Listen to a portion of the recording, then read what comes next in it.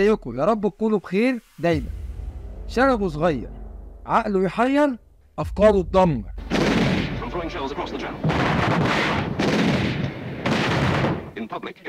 حماسه زياده.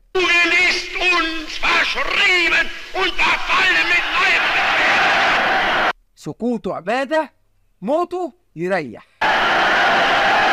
طبعا كلكم عرفتوا بنتكلم عن مين؟ عن اغرب راجل عرفته البشريه تما. الراجل اللي كان عايز النيابه تقوم بدري لما قرر يعمل الحرب العالميه الثانيه وينهي على البشر.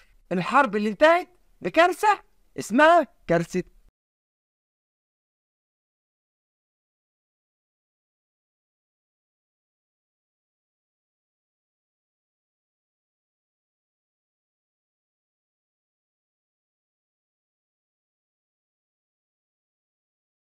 الراجل ان الانجاز الوحيد بتاعه انه كان بيخلص على اللي ما يتسموش. النهارده مش جاي اكلمكم عن هتلر، لا، انا جاي اكلمكم عن رجاله هتلر، وخصوصا الدكتور المجنون، دكتور هتلر المجنون.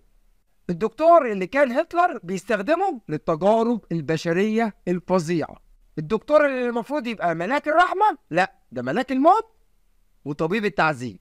طبيب استخدم كل الاساليب البشعه على المئات من الاطفال في تجارب بشريه فظيعه، واسمه جوزيف مناخيل. دكتور مجنون استخدمه هتلر للتجارب البشريه على الاسرى اللي كان بيأسرهم في الحرب.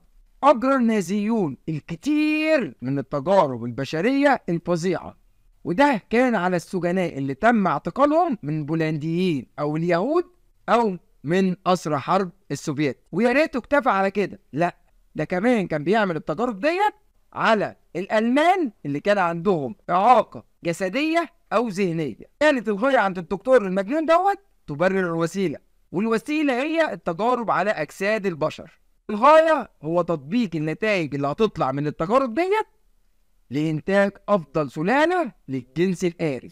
أنا بقى مش هحكي لك عن تجارب كتير للدكتور ده، لا، أنا هحكي لك عن تجربة واحدة وهي كفيلة تسد نفسك أصلا، لأن التجارب الدكتور دوت محتاجة هرد أو هردين أو 4 علشان تكفي، لكن مش محتاجة حلقة من الحلقات دي. أنا هكلمك عن تجربة قام بيها الدكتور المجنون دوت عام 1943، والتجربة ديت خدت منه سنة كاملة، يعني من 1943 ل 1944. التجربة ديت كانت على التوائم الموجودة في معسكر المعتقلات، والأخص معسكر أوشوفيتس. والمعسكر ده كان معسكر ضخم بيضم 40 معسكر للإبادة والتجارب، وكان بيديره الألمان النازيون في الأرض المحتلة البولندية.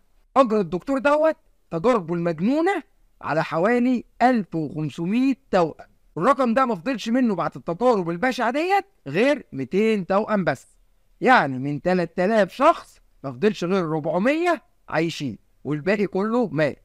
في التجارب هي الأبشع في تاريخ الألمان، والتجارب دي كلها كانت محاولة من الدكتور المجنون علشان يفهم بس علم الوراثة، وكانت حجته كل ده علشان يضاعف العرق الألماني والجنس الآري. تبدأ التجارب. 1. كان بيخيط التوائم في بعض علشان يشوفهم هيتعاملوا ازاي ككتلة واحدة. 2. بتر بعض الأعضاء من جسم التوأم الملتصق، وده ليه؟ علشان بس يعرف ان التوأم التاني هيحس بالتوأم اخوه لما رجلته تقطع ولا لا. مجنون. 3. حقن احد التوائم بمرض اسمه التيوفيد، وبعد كده بياخد دمه وينقله لاخوه التوأم علشان يشوف اي منهم هيستحمل وهينجو وهيعيش. طبعا انتوا فاكرين كده اصعب حاجه، يعني كده كفايه، صح؟ لا، بقول لكم مجنون، مريض نفسي. يعني خد التجربه دي مثلا، مرة قاعد فاضي بالليل فقرر يشوف ايه اللي بيغير لون العين والبشر، فقرر يحقن احد التوائم ببعض الصبغات المختلفة علشان يشوف عينيه وشعره هيتغير لونهم ولا لا. طبعا انتوا متخيلين فضل قاعد كده قدام التوأم وعمال يضحك ويقول يا ترى عينيه هتبقى لونها ايه؟ مجنون. 5. حقن النخاع الشوكي لأحد التوائم بأحد الأدوية الخطيرة علشان يشوف تأثيرهم على الجسد، وبعدين يقارن النتائج اللي هتطلع على الشخص ده على توأمه التاني اللي هو ما اتحقنش.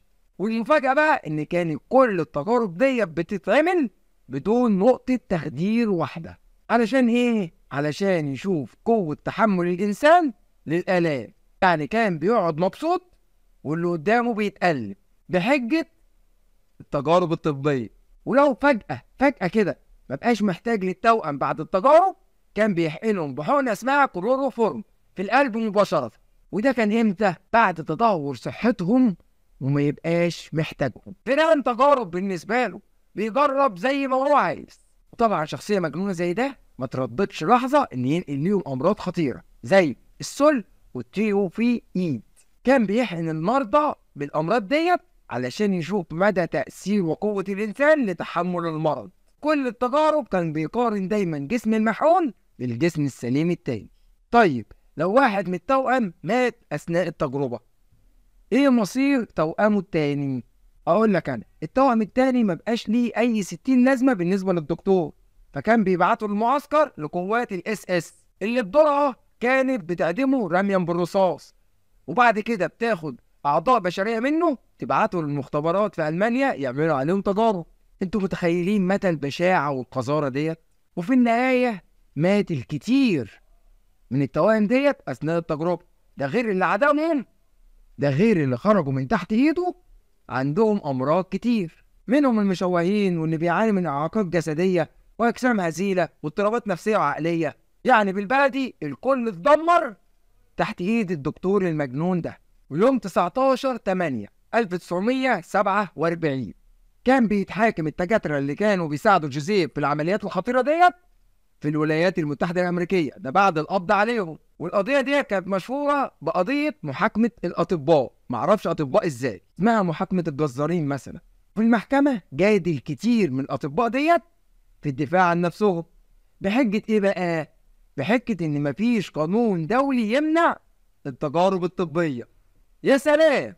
المحاكمة دي بعد إيه بقى؟ بعد ما كان يوم 17 يناير 1947 حررت القوات السوفيتية معسكر الموت ده، وهرب الدكتور المجنون إلى سلوفيكيا بعد ما كان متنقل في زي عسكري ألماني، وكان موصي ممرضة كان على علاقة بيها وبيقيموا علاقة دايما مع بعض إنها تدمر كل الورق والمستندات اللي بتدينه. وحاول هو والوحدة بتاعته يهربوا غربا علشان ما يقعوش في إيد الاتحاد السوفيتي، علشان تأتي الرياح بما لا تشتهي السفن فيقعوا في إيد أمريكا. بس كان معهمش ورق يثبت هم مين، فالأمريكان ما عرفوش يتوصلوا لأي حاجة من هويتهم، فبعد شوية سابوهم علشان الدكتور المجنون يعرف يزور ورق ويسافر فين؟ إلى الأرجنتين، يقعد بقى ويكن هناك ويحترم نفسه بقى ويتوب. لا، ما يبقاش جوزيف اللي احنا بنعرفه. يعني راجل بالنسبة له هو عايش يبقى أمنية حياته يبقى قتال قتلة، فيشتغل هناك في الأرجنتين في عمليات الإجهاض. بسم الله ما شاء الله بيعشق القتل، متحطش دايما إنه يبقى قتال قتلة. وبعد كده عرف يروح أوروجواي ياخد الجنسية هناك، وبعد كده بقى يتنقل بين الأرجنتين والبرازيل والأوروجواي. في الفترة دي إسرائيل خصصت كتيبة كبيرة خاصة ليه إنها تدور على الراجل ده وتجيبه، بس ما عرفوش يوصلوا له خالص. وفي عام 1972 تدهورت حالة جوزيف الصحية يا أخي أخيرا، علشان في عام 1976 ينصاب ارتفاع ضغط الدم ويجيله مشاكل بالأذن ويبقى عنده عدم اتزان. وفي يوم 7/2/1997 كان رايح جوزيف يزور واحد زميله في منتجع ساحلي، علشان جوزيف يبدأ يقرر ينزل البحر يعوم شوية، فتجيله سكتة دماغية ويغرق. وأخيرا انتهت قصة جوزيف. وزي ما قالوا لقد كان جوزيف هو الشيطان في صفقة الموت اللي على ايده مات المئات من البشر، كل حظهم انهم وقعوا في ايد جوزيف منيري اللي بدل ما يبقى ملاك الرحمة بقى هو ملاك الموت. ما تنساش تصلي على النبي وتسيب لنا تعليق جميل شبهك، وما تنساش تدعي لاخواتنا في غزة ربنا ينصرهم ويثبت اقدامهم، دعوة هتشهد عليك يوم القيامة. وما تنساش تتابعنا على جميع وسائل التواصل الاجتماعي الخاصة بيا، الفيسبوك واليوتيوب والانستجرام اللي كلهم باسم مدحت زين عربي وانجليزي. وما تنساش تسيب لايك للفيديو عشان ده بيساعده على الانتشار، ويا ريت تشيره. يلا اشوفكم في حلقة جديدة، سلام.